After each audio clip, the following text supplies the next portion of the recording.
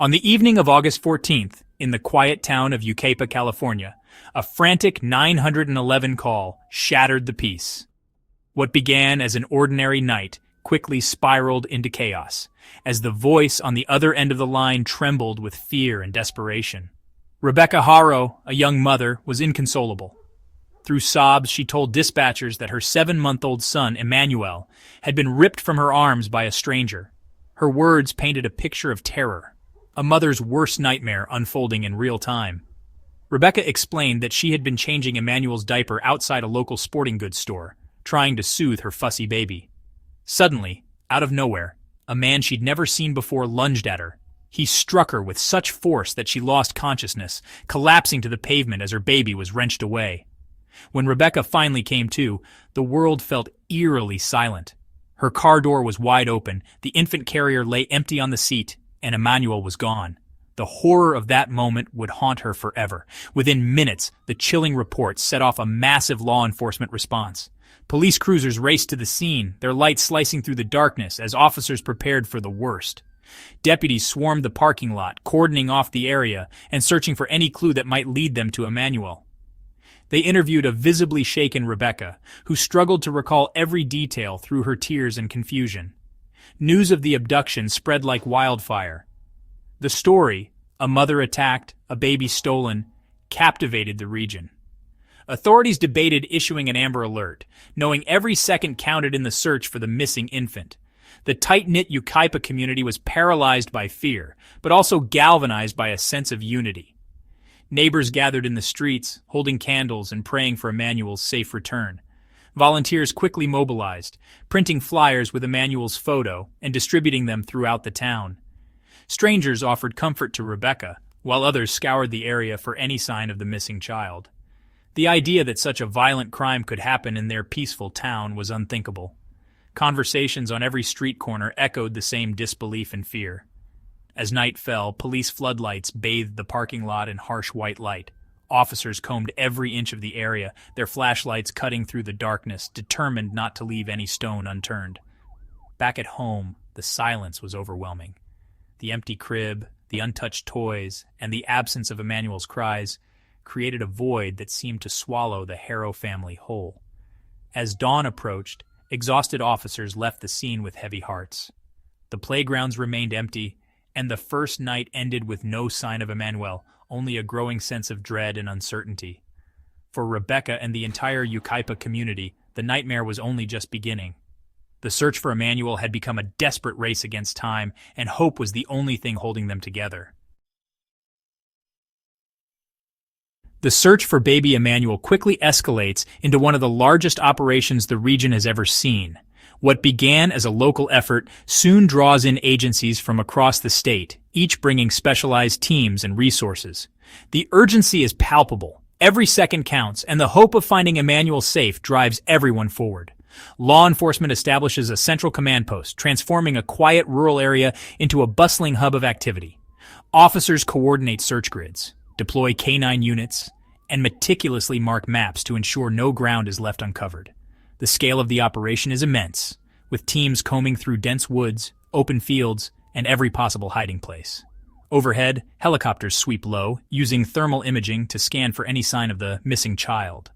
On the ground, hundreds of volunteers join the effort, handing out flyers, knocking on doors, and searching parks, alleys, and residential streets. The community's determination is unwavering. Local businesses step up, donating food, water, and supplies to sustain the searchers. Churches organize vigils, their members lighting candles and praying late into the night, hoping for Emmanuel's safe return. The outpouring of support is extraordinary. People from all walks of life link arms, hold hands, and gather in solidarity. Missing child posters blanket the town, and the sense of unity is stronger than ever. As the hours pass, media coverage intensifies. News vans line the streets, journalists report live from the scene, and Emmanuel's story dominates headlines nationwide. The pressure mounts, and the world watches, hoping for a miracle. At the heart of it all are Rebecca and Jake Haro, Emmanuel's parents. Their grief is raw and public. They hold hands, cry openly, and speak to the press, pleading for any information. They join search parties, refusing to give up hope.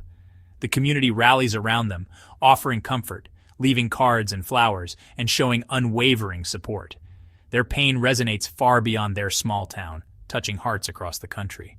To the world, Rebecca and Jake are the faces of hope and heartbreak. The search for Emmanuel becomes a symbol of resilience, and the hope for his return keeps everyone going, day after day. Yet behind the scenes, investigators remain vigilant. As the search continues, they quietly observe, piecing together clues and watching every detail, knowing that sometimes answers are found where least expected. As days pass, Rebecca and Jake Haro become the faces of a national tragedy. Rebecca's tearful pleas on camera, clutching a missing kid flyer, move viewers everywhere. She begs for her son's safe return, speaking directly to the alleged kidnapper and to Emmanuel. Jake stands by her, echoing her pleas and describing their torment. Their public grief inspires donations, social media campaigns, and an outpouring of support. The couple is seen handing out flyers and joining search efforts, reinforcing their image as desperate parents. The nation rallies behind them, convinced of their innocence and heartbreak. But as the Haro's story dominates headlines, investigators quietly begin to question the narrative. The public sees a family shattered by tragedy. Detectives see something else. Detectives begin to scrutinize Rebecca Haro's account. They canvass for witnesses and review surveillance footage, finding no evidence of an attack or abduction. Inconsistencies emerge in Rebecca's retellings, and her injuries don't match her story. Forensic evidence is lacking. The scene doesn't support her claims. Investigators shift focus from a stranger abduction to the parents themselves. They examine the Haros' backgrounds, search their home, and analyze cell phone data. Within 24 hours, suspicions mount. The kidnapping story is unraveling. The investigation quietly pivots, now centered on Rebecca and Jake. Just over a week after the initial tragedy, the case takes a shocking and unexpected turn that no one in the community could have anticipated. What began as a desperate search for a missing child is about to unravel in ways that will leave everyone questioning what they thought they knew. In a dramatic development, law enforcement arrives at the Haro residence. Rebecca and Jake Haro, once seen as grieving parents, are arrested at their own home. The charges are severe: murder, assault on a child causing death, and filing a false police report. The couple is taken into custody as neighbors watch in disbelief, unable to comprehend how the story has changed so drastically. The community is stunned. The people who had been the focus of so much sympathy and support are now at the center of a criminal investigation. The grieving parents are now the prime suspects in a case that has gripped the entire town. Authorities announce that the kidnapping story was a fabrication, a carefully constructed cover for a much darker truth. The narrative that had united the community in fear and hope is revealed to be a lie, sending shockwaves through the neighborhood and beyond. The public's sympathy quickly turns to anger and disbelief. People who once rallied to support the Haros now feel betrayed and outraged. The sense of trust within the community is shattered, replaced by suspicion and confusion. Legal documents reveal a calculated deception. Investigators determine that the attack never happened, and the supposed kidnapper never existed.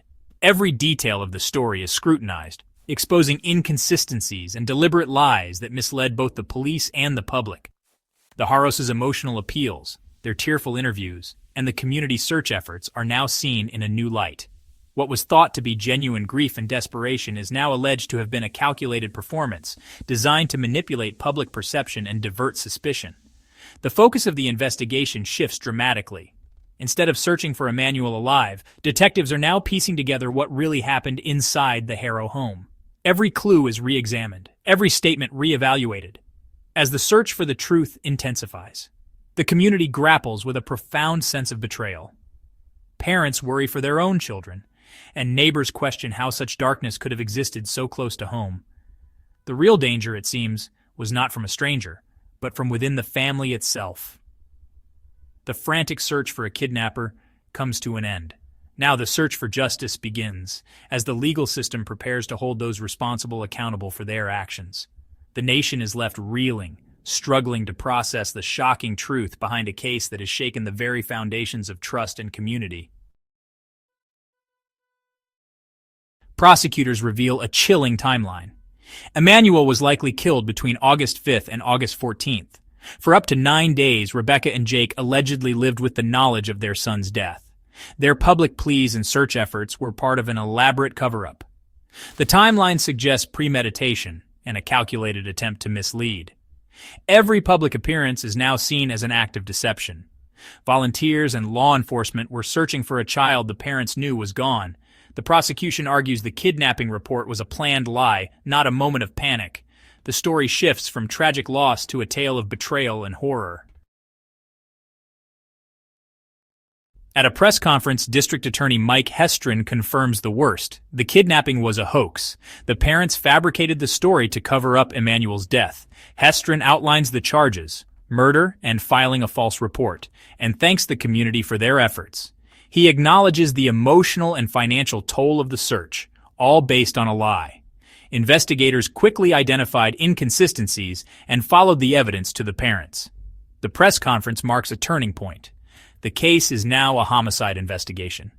The official narrative replaces the parents' emotional appeals. The focus is now on justice for Emmanuel. Despite the arrests, one question remains: where is baby Emmanuel? At the time of the parents' arrest, his remains had not been found. The absence of a body leaves the case and the community without closure. Investigators have leads on where Emmanuel might be, shifting the search from rescue to recovery. Specialized teams are deployed, using forensic tools and cell phone data to narrow the search. Finding Emmanuel's remains is crucial for closure and for the prosecution's case. Until then, the case relies on circumstantial evidence and the hope for answers. With the Haros in custody, the case moves to the courtroom. They face murder and false report charges, with arraignment set for September 4th. The prosecution assembles evidence, conflicting statements, cell phone data, and forensic analysis. The defense will challenge the evidence and seek a fair trial, possibly requesting a change of venue. The search for Emmanuel's body continues, vital for both justice and closure. The legal process will be long and complex, with pre-trial motions and hearings ahead. The community waits, hoping for justice for Emmanuel. The nation watches, hearts heavy, as the truth unfolds.